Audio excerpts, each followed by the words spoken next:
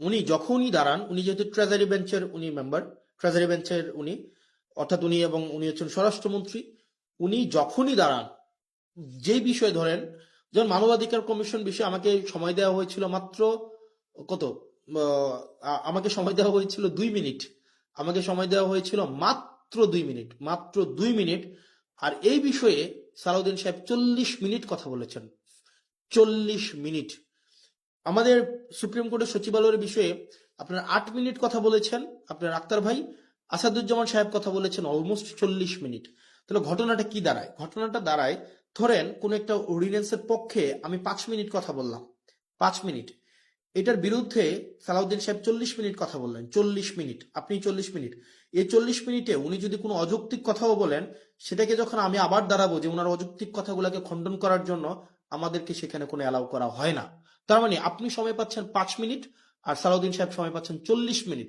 আপনার কাছে উনার কথাটাই হচ্ছে কি, উনি উনার মতো করে মনের মাধুরী মিশিয়ে, মেটাফোর দিয়ে, উনি হচ্ছে ইতিহাস টেনে, উনি উনার নিজের ব্যক্তিগত অভিজ্ঞতা, দর্শন, সবগুলাকে উনি হচ্ছে সংমিশ্রণ করে উনার মনের মাধুরী মিশিয়ে উনি কথা বলতে পারেন।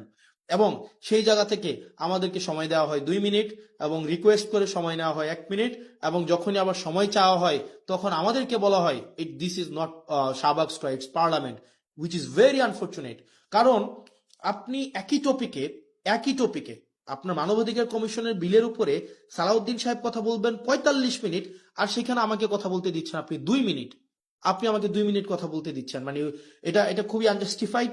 যখন এটারই বিরোধিতা আমরা করেছিলাম, যখন এটাই চেয়েছিলাম যে এটার বিরোধিতা হচ্ছে, তখনই হচ্ছে আমাকে বলা হইলো যে this is not Shahbag square, it's parliament. এবং বিএনপি এক ধরনের 2টা কাজে জুচ্চুরি করেছে, জুচ্চুরি মানে সিম্পল জুচ্চুরি করা।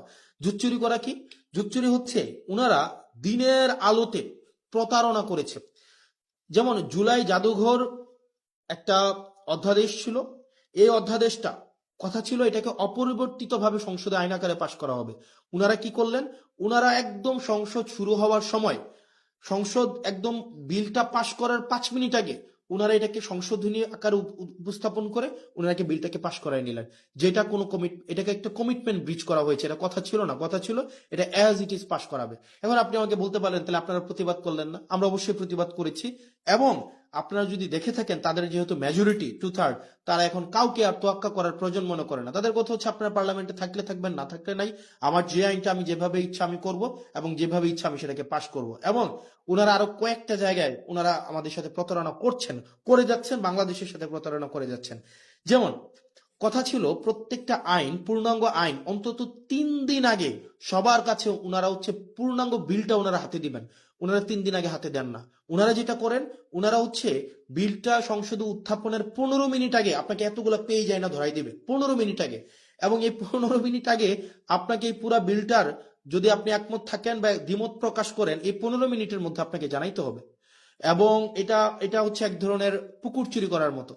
এবং আপনারা দেখবেন মানবাধিকার পুলিশ সংস্কার কমিশন, এটা কিন্তু সংসদে উত্থাপনের কথা ছিল, কিন্তু ওনারা এই কমিটমেন্টটা ওনারা ব্রেক করেছেন। ওনারা অনেকগুলা কমিটমেন্ট ওনারা সিরিজ আকারে ব্রেক করেছেন।